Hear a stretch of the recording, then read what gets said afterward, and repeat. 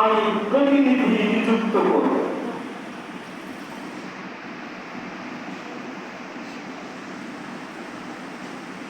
এইভাবে যখন বললেন, ফেরেশতারা জবাবে বললেন, قالوا أتجعل فيها من يفسد فيها ويسفك الدماء আল্লাহ, আমরা তো আপনার ইবাদত বন্দেগী করি, আপনার গুণগান করি, আপনি আমার পৃথিবীতে কোন প্রতিনিধি নিযুক্ত করবেন যে তারা দুনিয়াতে যায় জিন জাতিদের মতো আমার মারামারি, খুন খারাপি, জমিয়ে রক্তপাত খারাপি, এইভাবে বিভিন্ন রকমের কথাবার্তা ফেরেশতারা বলতে লাগলেন।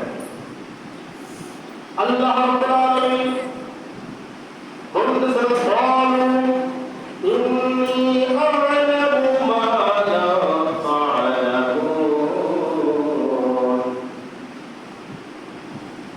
ক্বালা ইন্নী আ'লামু মা লা তা'লামুন।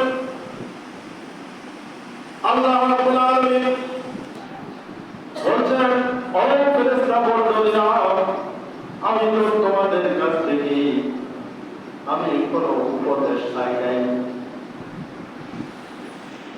আমি তোমাদের কাছে কোনো সিদ্ধান্ত চাই নাই, কোনটা করবো না করবো এই ধরনের আলোচনায় আমি বসে নাই, যে কোনটা করলে ভালো হবে, কোনটা করলে মন্দ হবে।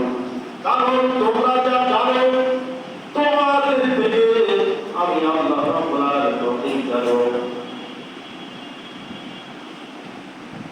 আমাদেরকে তোমাদের সাজেশন দেওয়ার দরকার নাই, কারণ আমি সিদ্ধান্ত নিয়েই ফেলেছি।